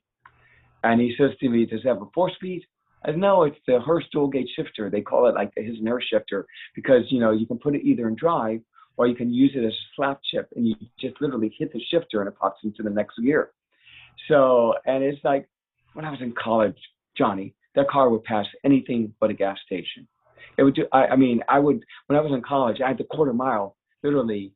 I had it literally marked off when I lived in Miami. So I would just floor it, and the car would just screech out there. I could do the quarter mile like in 12 seconds. I don't think they can arrest me because this was like being back in college. 7 years have passed. So if you happen to be a police officer, don't get any ideas. Statute of limitations. Just started to mention that right now. All right, that was a joke. But no, I used to do the quarter mile, and I remember I could do 3/4 miles. I could do 3/4 miles, and in the 4th quarter mile, the car would go into a stall, because what happens is that car was so fast that I would watch the gas gauge do this. So it would start off in full, and it would literally just do this. And when I would get to the end of the 1st quarter mile, I'm on 3/4 of a tank. Then I'm on a half a tank. Then I'm on a quarter tank. And then the car goes into a stall, and all the gas is in the back of the gas tank, and it can't do the 4th quarter mile. So I met Jay and said, Jay, do you want to buy the car? He didn't buy the car. But what he did say is, hey, I'll show you something that the 442 won't do. And he had a Tesla, and he pulls out his remote control, and he goes, Tesla, come here. And his Tesla just backed right out of its face. So that's something you can't do with that 442. But Jay's a great guy. I met him that one time. I watched Jay Leno's Garage, which is a great, great show. If you're into cars, it's a great show. He's very interesting. I wanted to be on his show, but before I didn't have the right connection. Even though when I was on Jimmy Kimmel's show, he said these stars are so talented, they'll forego this whole process and go right to Jay Leno. But I met Jimmy when Jimmy was working for KROQ on Kevin and Bean show, and Jimmy the sports guy. That's when he had his card and said, I'll promote you on the radio. And I called, and I couldn't get him. I figured, he's forgotten about me. All of a sudden, when I least expected, I got a call from a casting director from Kimmel saying, we like your video. I said, what video? I didn't send you a video. He said, well, we share Steve Harvey's office. So apparently the video I did get on Steve Harvey, unfortunately, I was paid, but the ratings went down, so I never made TV. And I met Steve. That was very interesting. But Jimmy, when I arrived in Hollywood, the minute I arrived, I saw him, and he said, I know you. And when the show was over, he said, it's a pleasure meeting the star of the future. And that was doing, it was a Christmas special, so I sang Jingle Bell Rock. It was labeled it karaoke. It's on my site on JohnnyBlaze.com. But anyway, I think you would have enjoyed it. But Johnny, I don't know if you know this, but one of the digital stations on TV right now plays the Johnny Carson show like at 7:30 every night. And I saw the episode the other night of when Jay Leno first came on. And it was like the first time he was ever on the Johnny Carson show. And really? I think this was his real break because he was phenomenal. Oh, yeah, I think I did see something like that when he was a comedian. Right. He had really long hair, yeah. So Johnny Carson was a favorite of mine. He was, both of them were great, but he was a king of late night, Johnny Carson. He really was something. I remember there was a joke from Johnny, it's kind of a Johnny Carson type of joke is, it's so cold. You say, how cold? How cold? It's so cold, an Eskimo slid in his tutu into an igloo. Okay. Johnny Carson is just like phenomenal entertainer. You just got to watch the reruns of the Johnny Carson show. Yeah. You remember he did Karnak the Magnificent. That was always something. I haven't seen that one yet. He used to have all kinds of segments with Ed McMahon.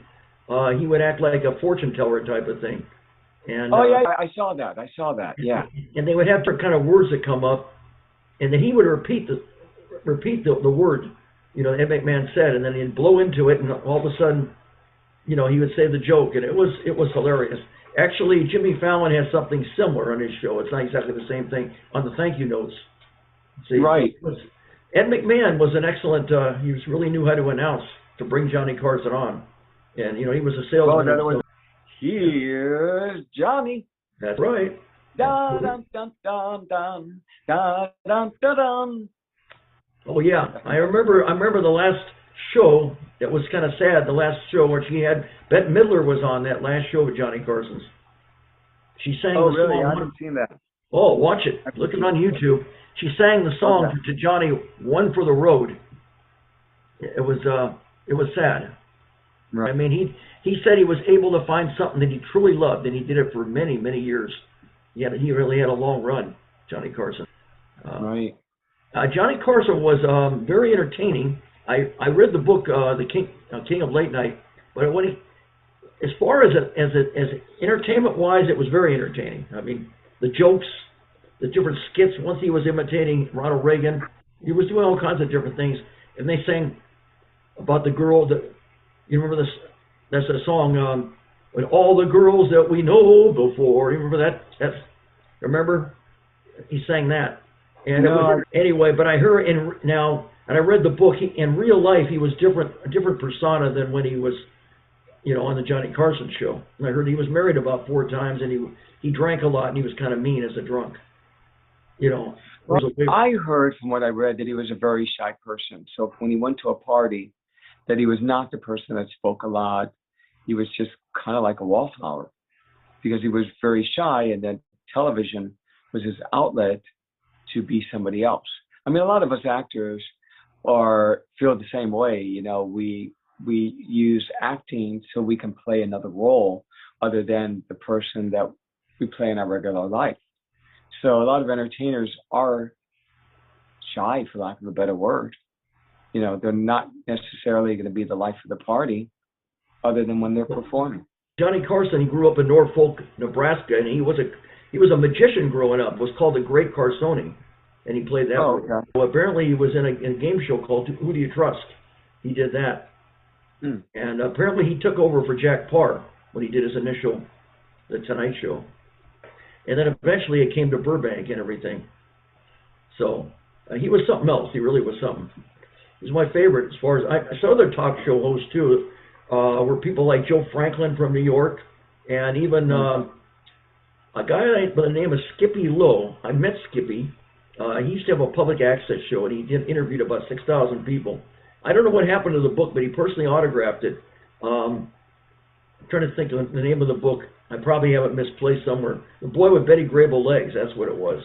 And I paid him so much money for it, and he autographed it in front of me. He used to host over at a place called Cafe Aromas in Beverly Hills. And he used to host a talent show there. Anybody can, if they wanted to, they'd be playing the piano, and they could back them up, and they could sing and do their act, or they can bring in their own music. And so I used to go in there with Skippy, and he was a great guy. He was very happy and positive. He interviewed people like Mamie Van Doren, Lainey Kazan. Those are just a few people. Even an agent that I met at a gig by the name of Ruth Webb. He ended up interviewing her. But when he started off as a boy actor, and he did his acting for many years, and eventually tried to reinvent himself as a talk show host. That's really something. 6,000 episodes in public access. Skippy Lowe Goes to Hollywood. He'd be very honest. He would say something like, I never saw your movie, but tell me about it. He was a very honest, down-to-earth type of guy. And but unfortunately, he's not around here. He's not around anymore. But I do remember going to that. And of course, in Beverly Hills, they charge higher prices naturally for parking and for drinks. So that's entertainment, and it's I love it. I love show business. But not, you would say that's life. Or that's entertainment. Da la la la la la da da da da da da da da da da da da. That's entertainment. Or there's no business like show business. No business I know. Everything about it is appealing. Take those bows. All right. Anyway, no, that's really something. What I want to say, you are, like I say, It's a pleasure to have you. Really is, Nunzio. I really enjoyed talking to you. We'll ask. I think I was going to ask you also about before we wrap up about some favorite movies that you have any favorite movies or music that you like? You obviously like Frank Sinatra. Is there any particular likes music and movies that you like? I don't want to throw this out there, but I started writing some rap music. Now, when it comes to music, there's really no specific style. You know, I love all music. So I can't say that I have favorites or of one thing versus another. And I just, there's songs that either they move you deep inside or they don't. They move you because you relate to them. And if you can relate to the song, then it's going to move you. I relate to so many songs I can't even start, you know, putting a list together. So for me, it's really more about the artist that's moving me. And I like listening to Bruno Mars today. I think he's a very gifted, talented performer. I like Lady Gaga. I thought she did an incredible job on the Star is Born. And I know people were saying, "Hey, yeah, but it's not Barbara Streisand." No, of course, it's not Barbara Streisand. Barbara Streisand has a different story than Lady Gaga had, and but she's very gifted. I love listening to her, and on the flip side of that, I love listening to Caruso. You know, there's a track of him singing "E Luce con le Stelle" on YouTube when it's just him and a piano, and his voice just makes you cry when you hear it. It's just him and a piano singing. So Caruso is, I don't know. I feel like there's part of Caruso inside of me because we have the same cheekbones, and when my hair is short, we have that same kind of face. And I know that our bodies are built in a similar manner. I'm taller than he was, but I love listening to Caruso. He just makes me cry, and I love listening to Steve Perry, and he's a very gifted performer. And How about the loveliest day of the year? Remember Mario Lanza? Was he another? You're a fan of his? My mom had that album, yes. Yeah. And my dad would sing like Mario Lanza when I was growing up. I mean, that would be my dad. He would line us up, and he would just tell us to all sing, and he would start singing "Be My Love," which was a Mario Lanza song. And I don't know why things happen the way they do. I go off and I find a voice teacher that sang with Mario Lanza, and she was there literally. She told me when he recorded "Be My Love." What about Elvis? He was my idol inspiration. I never got a chance to meet him. So many. International Hotel. I mean, I have DVDs of the performances, and it was something. Like I said, Elvis, his Hawaii special was something. Oh boy. And well, are you out of time? Are we wrapping up, or we're not quite? We're almost okay. Quite. But the other performers that I really like Freddie Mercury is just a phenomenal performer, and there's just so many phenomenal. I mean, the people that I really listen to are people like that, or Smokey Robinson, or Marvin Gaye. A lot of people that were on the Motown label, Billie Holiday, Diana Ross. Diana Ross. We'll be together. Remember the Supremes or Baby Love. Right. Well, there's so many songs. I know they just did a movie about Billie Holiday. She comes to mind. Lady Sings the Blues, which I actually think Diana Ross did on Billie Holiday. But I've listened to original Billie Holiday recordings, and she just makes you cry. I saw Dionne Warwick when I was in Las Vegas, I guess the October before the pandemic started. So I did an event for Victoria Siegel, who is the daughter of Mr. Siegel. She died at 15 years old, so they have a benefit for her. And I was so fortunate to be able to hear Dionne Warwick sing, and just phenomenal. Yeah. In good times and bad times, I'll be on your side forevermore. Remember, that's right. what friends before. She sang that, Johnny. That's what she sang at this event, and we were up in the Elvis Suite, is where we were. We were at the old Las Vegas Hilton, which is now a timeshare of Mr. Siegel's, and so I felt really fortunate because to have been to that event, and to be able to see great people such as her performing. I heard Johnny Mathis in concert in the past. He was great. I never got to hear Johnny, but I also got to hear Barry Manilow because he was there as a guest star of the event. So he sang also. And other top groups, they were all there. I don't want to, I'd spend the night mentioning a lot of them. I saw a lot of people at a place called the Show of the Month at my alma mater, Cal State University of Northridge. Now they have the Performing Arts Center now, but then it was less money. I did see quite a few people like Charo, for example, Cuchi Cuchi Coo. She was, she's, you know, that flamenco song. You know, I'm talking about the one that goes la la la la la la la la la la la. She was joking too. She says my tits come down to the ground and everything. She was joking. I saw Phyllis Diller's last performance. There was a lady there. She says I represent Miss Diller. That was her agent, and I saw that her last performance there. Jane Russell was there. Golgi Grant, the one that sang and made the hit, remember the Wayward Wind? Remember that song? And then there was the Four Aces, the ones that sang Love Is a Many Splendid thing was there. And I saw Al Martino signing CDs, the late great Al Martino. Quite a few people there were there. Yeah. Are you watching performers perform today? Are you? Because I don't think they're actually performing anywhere just yet. I saw Metallica, a Metallica tribute band at Palm Springs about a few weeks ago. But I've seen some tribute bands perform. You know, the tribute band was phenomenal. And I saw this other group called Playground. They were phenomenal. But the mainstream groups still aren't performing, but yet tribute bands are getting to perform. Really? Well, before the pandemic, yeah. I did see an Elvis tribute artist by the name of Sean Clush. He's one of the top Elvis Presley Enterprises tribute artists who had the Sweet Inspirations by his side, the loads of played with Elvis in the past. And that was at the El Portel Theater in North Hollywood on Lankershim. I know that place so well because you were mentioning Kenmore Avenue. Kenmore Avenue played in the Valley Film Festival at the El Portel. So that was entertaining. I think I did see I saw some Elvis impersonators also at the park of Warner Center Park. They had performances there. They had groups like people that were acting like the Beatles and the Beach Boys. All kinds of groups were there. Very entertaining too.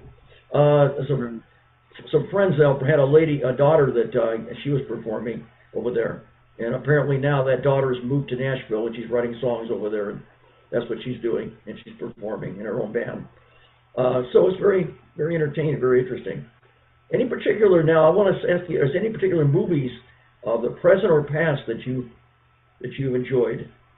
Well, there's a lot of movies that are coming out. Like I said, go watch Space Jam 2. I'm sure it's going to be great. I haven't seen it yet. I'm just in it. Regarding movies, just classic movies. I mean, movies that influenced me are everything from Citizen Kane to The Godfather, you know, to A Star Is Born. Not one of them, both of them. You know, I know there's a third one that is like, I think from the 1920s, but I haven't seen that one. Barbra Streisand was in the original one, yeah. That's not the original Star Is Born, Johnny. The original was done like in the 1920s. My parents watched, I guess, was the one with Barbra Streisand, and of course I watched it too, but not in the movie theater. I saw it on video, and the one with Lady Gaga, you know, I saw that one in the movie theater. In fact, I saw it at the Directors Guild, and it was just the Directors Guild has this phenomenal speaker system. So the music was just phenomenal. Oh yeah, I love that Shallow that she did. Yeah, she did that song Shallow. Right. I've learned to play that on the guitar. Really? And I would probably do it with a female singer friend of mine as a duet. That's beautiful. That's great. That's entertaining. I want to ask you. So what are your future projects now?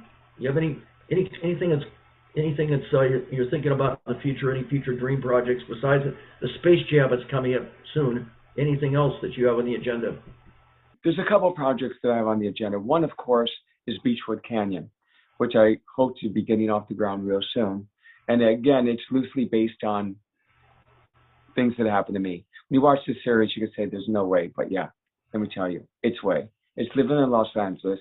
No one's gonna really believe this, but it's based on the truth, but I'm just gonna say it's not, for now, to protect the innocent, for lack of a better word. But so Beechwood Canyon is a love of mine, and I'll be getting that off the ground soon. And I also have a couple of screenplays that I've co-written One is Lone Star Hitman, based on the true life events of the Sonny Vickers story, and the other one is Rhino Boy, which I co-wrote with Jeff Morris, who's Uncle Terry produced all of the Ninja Turtle movies. So those are these two are they main films? projects. What kind of films are they? Are they features? Are they documentaries? Are they No, feature films, yes. They are. Beechwood, that's going to be is that a feature film also? Beechwood Canyon is a TV series. Oh, it is a TV series. And I have a Bible on it. I've written the whole first season out, and I didn't shoot it sooner than now because the pandemic. I'm the lead actor, and I have to kiss my female lead, or so it really makes you wonder because so I didn't shoot it because I didn't want to cast people I don't know. I didn't feel safe acting with really close to actresses I don't know, and but I think now that we're coming out of the pandemic, we'll be doing that. And I did cast a good friend of mine as one of the female leads, so I feel safe because I know her really well, and so hopefully that one's going to be starting up in the next couple months. That's our goal is right now, and I should be releasing the first episode hopefully. I'm hoping within 2 months. Now, you mentioned on the Hunker Down series, you've done about 39 episodes, and I did see them all. They're very entertaining. Very, very, I guess you went in 4th of July and one, you had Quarantine. There were so many of them, one after another. God, remember the titles is going to be hard, but I did one called Pizza and Chill, which is about being back in the old country on my dad's white wine vineyard. My dad grew grapes, and he would make his own wine. And Johnny, the wine is like, one day I come home and he goes, I made some wine, but you're not going to like it. I go, why is that? He said, because I didn't put any alcohol in it. So I took like a bigger sip than normal and I swallowed it. And it was just like drinking cognac. Because I didn't realize literally at that moment in time that it's the fermenting of the wine that go ahead and creates that fermenting of the grapes that creates the wine. And I did an episode called Decotto, which is an Italian remedy. It's like Italian penicillin, where you basically ferment oranges. And it takes between like 6 to 12 hours to do it when you're cooking them. And then after I ferment the oranges, and it starts off, and the oranges just become mush. And then I add a little bit of whiskey and a little bit of honey, and I would get sick. Well, I remember when I was a little kid, I have vivid memories of my little brother bouncing off the kitchen table because Mom would take, and make this for us. And it would literally cure anything. And my mom, never really liked going to the doctor. I mean, she had her own method of us staying well. Not that we didn't go to the doctor, but it was like, oh, we're sick? Okay, so I'm making them Decotto. Or she would take the milk and she'd boil that and put in whiskey and honey. And, we grew up, I didn't become an alcoholic, because alcohol wasn't something that my parents forbid us from drinking. We drank it as little kids. We drank wine with dinner. So when I think being that my parents said, oh yeah, you can drink this, but let us know if you're going to drink it. So when something's not forbidden, it doesn't become a challenge to drink it. So anyway, so that's one of the episodes, Decotto. If you want to hear about the Italian remedy, look at Decotto. And then I've done many episodes. I did one called New Deal, which spoofs the whole film industry and going back to work. And it's true. It's true. We go back to work and we get box lunches. That's what we're getting. But it's okay. I don't mind. I'm thrilled to be working. And, I did one and think about to, have Thanksgiving with friends. I was just basically stuck at home. So I think I spent the day drinking a bottle of wine alone. But it's hunkered down in L.A. That's what it's all about. There's a 4th of July one, too, with the fireworks, as I remember. Oh, yeah. The fireworks was because I was shooting literally Beechwood Canyon. It happened to be at the Hollywood Bowl that I got these great fireworks displays. So I figured, I'm just going to steal it from my other show because it hasn't aired yet, and I haven't put it in the other show yet. So I thought, I'm just going to, borrow it for the time being and put it in this show, too. And they're both my shows, so why not? And then you had I think there was a New Year's one. that you did for New Yeah, Year's.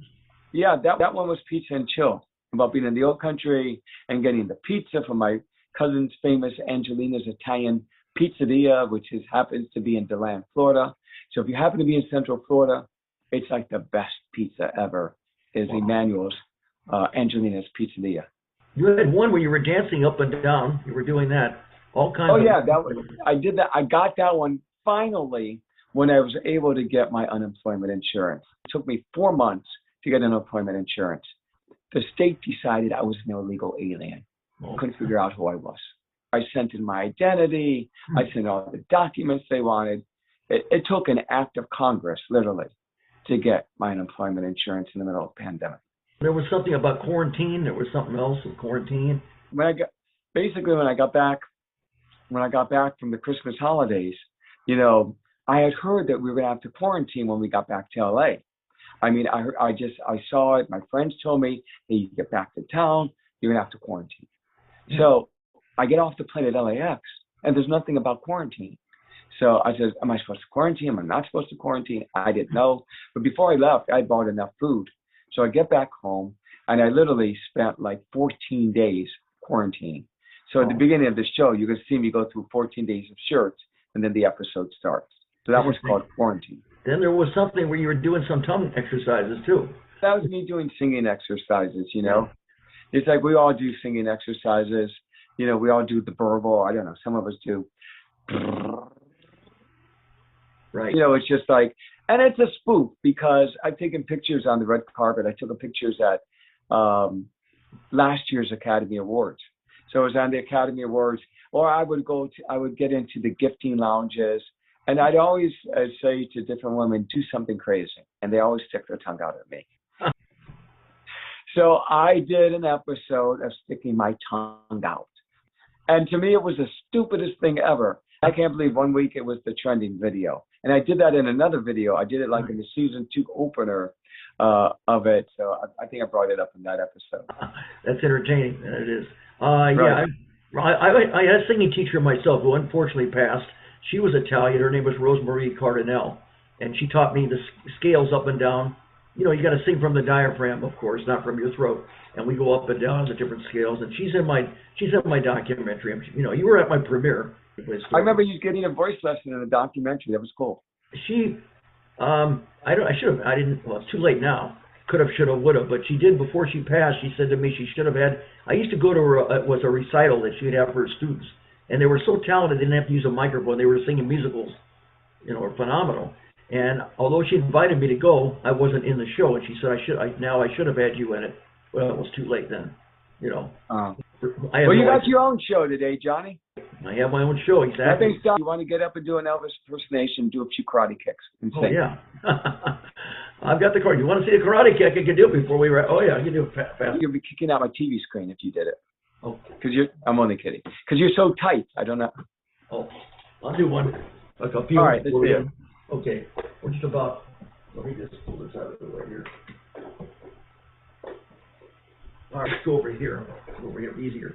Get that out of the way of the chair. All right. All right, V for victory sign. And, all right. You like it, huh? All right. All right, thank you very much. You're a great, blazing, hot, awesome audience.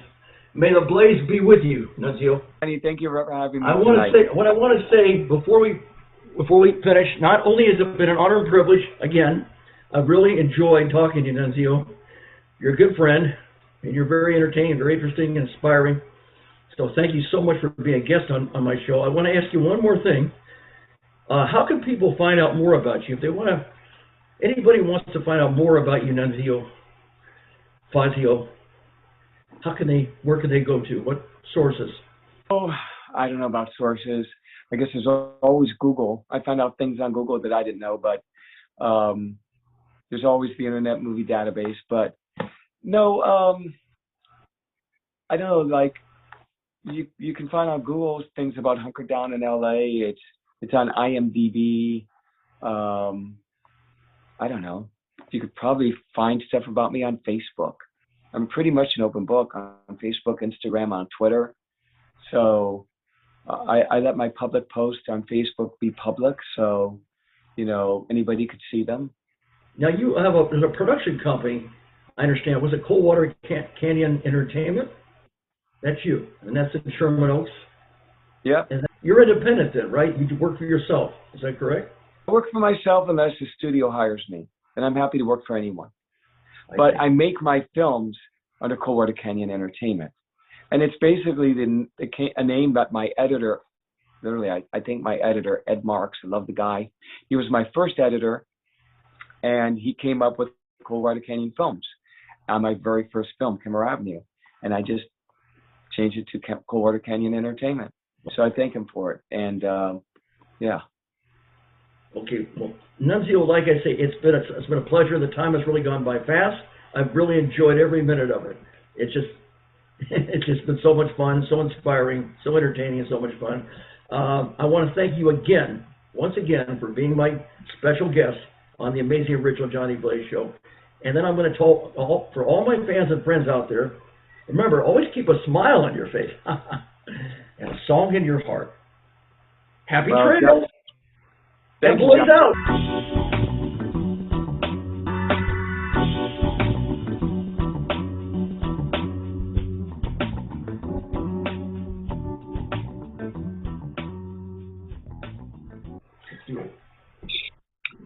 Ladies and gentlemen, if you would like to be a guest on an entertainment talk show, please send us an email at amazingoriginaljbshow@gmail.com.